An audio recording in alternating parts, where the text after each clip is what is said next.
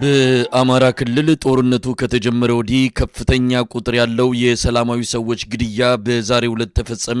በምስራቅ ጎጃም በእናርጅና እናውጋ ወረዳ ገደብ ከተባለ ልዩ አካባቢ የአብይ አህመድ አገዛዝ በፈጸመው የድሮን ጥቃት 120 ንጹሃን ዜጎች መገደላቸውን የአማራ ፋኖ በጎጃም ካደረሰን መረጃ ለማወቅ ተችሏል። የዛሬው የእናርጅና እናውጋ ጭፍጨፋ የአብይ አህመድ አገዛዝ እስካሁን ከፈጸማቸው አስከፊ የተባለ መሆኑም ተመልክቷል።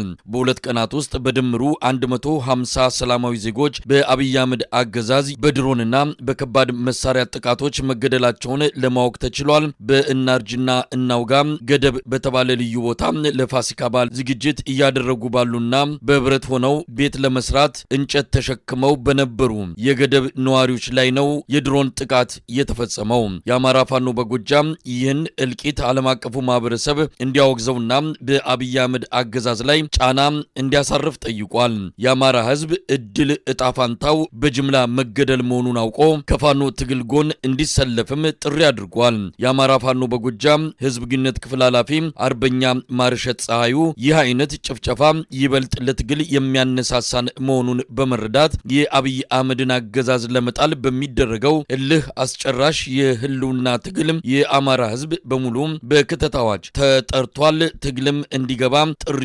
ቀርቦለታል ሲል ገልጿል።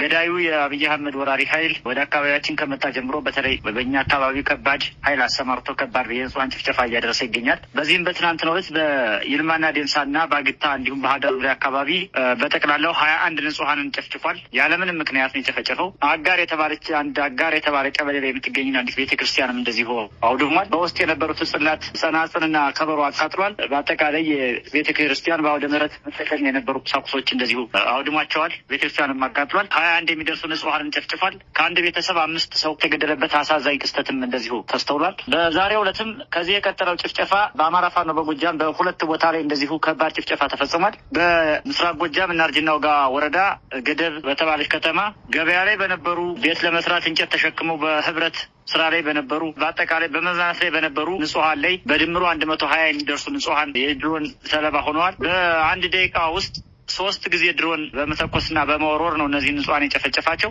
ይሄ በጣም በአማራ ታሪክ ውስጥ የመጀመሪያው ይሄን ያህል ህዝብ በድሮን ያለቀበት የመጀመሪያው ጥቁር ታሪክ ሆኖ ይመዘገባል። እንደ አማራ ፋኖ በጎጃም በቁጭትና በልህ በመነሳሳት እየጨፈጨፈን እየገደልን ያለን ስርዓት ለመጨረሻ ጊዜ ጠራርጎ ለመጣል ከፍተኛ ዝግጅት እያደረግን ነው። ስለዚህ በህዝባችን ላይ የሚደርሰውን ጭፍጨፋ በአጽንኦት ከማውገዝ ባለፈ እኛ ቀድመን ይሄንን ስላወቅን ጭፍጨፋው ዛሬ ደጃችን ይምጣ እንጂ ከትናንት ወዲያ በየአካባቢው ኢትዮጵያ ምድር ውስጥ የነበረው ጭፍጨፋ የዚህ ምልክት መሆኑን ልብ ይለዋል እና ዛሬ በገደብ የተደረገው ዘግናኝ ጭፍጨፋ የዚህ አካል ነው። ሁለተኛው እዚያው እናርጅና ውጋ ወረዳ መጤያ በተባለ ቦታ ላይ እንደዚሁ እግረኛ ሰራዊት በመግባት በአካባቢው የሚገኙ 15 ንጹሃንን ጨፍጭፏል። እነዚህ ንጹሃን ከምንም አይነት ወታደራዊ እንቅስቃሴ የማያደርጉ ንጹሃን ነዋሪዎች ናቸው። የለስራቸው ላይ እያሉ ነው እንደዚሁ እግረኛ ገብቶ የጨፈጨፋቸው።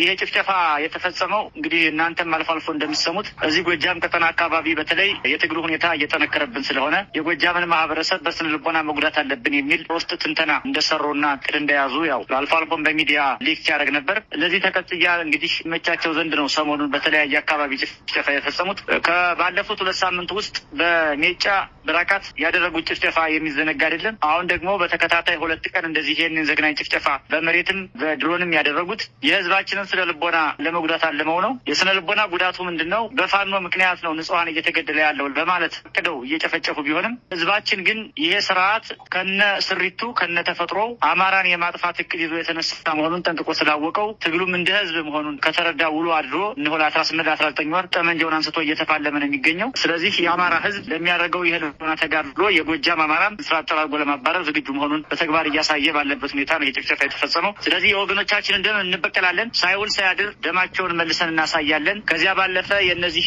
ንጹሃን የተጨፈጨፉ ወገኖቻችን ደም የሚመለሰው ይሄ ጨፍጫፊ ስርዓት የተተከለበትን ምሰሶ ነቅለን የራሳችንን ህዝባዊ ስርዓት ማቋቋም ስንችል ነውና ይህን ለማድረግ ከመቼውም ጊዜ በላይ እንቅልፍ የማንተኛ መሆናችንን በዚህ አጋጣሚ ለህዝባችን ለደጋፊያችን መናገር እንፈልጋለን። የአማራ ፋኖ በጎጃም ካወጣው የሀዘን መግለጫ በተጨማሪ እንደ አማራ ፋኖ በጎጃም እና እንደ ጎጃም ማህበረሰብ በአማራ ህዝብ ላይ የተደቀነውን የህልውና አደጋ ለመመከት ከመቼውም ጊዜ በላይ ቆርጠን የምነሳበት ዘመን መሆኑን መግለጽ እፈልጋለሁ። ስለዚህ ይሄ ስርዓት ይወድቅ ዘንድ ዓለም ላይ ያለ ያለን ነገር ሁሉ እናደርጋለን። ይህን ስርዓት ለመጣል ምንም እናደርጋለን። እንቅልፍ የለንም። ሌት ተቀን ተጉዘን ይህን ስርዓት እስከ መጨረሻ እንጥለዋለን። በህዝባችን ላይ የሚቀልዱ በትግላችን ላይ መሀል ገብተው የሚያደናግሩ ኃይሎችን ከፊታችን እያጸዳን እውነተኛውን የትግል መስመር ይዘን ህዝባችን ነጻ ለማውጣት እንፋለማለን። በአጠቃላይ በአማራ ፋኖ በጎጃም በዛሬው ዕለት የተደረገው ጭፍጨፋ በመላው ዓለም የምትገኙ ወገኖቻችንና ሚዲያዎች በዛሬው ዕለትና በትናንትናው ዕለት የተፈጸሙ 3 ተከታታይ ጭፍጨፋዎችን እንድታወግዙና በሚዲያ ዘመቻ ጭምር ለዓለም አቀፉ ማህበረሰብ እንድታደርሱልን ጥሪ ማቅረብ እንፈልጋለን። አመሰግናለሁ።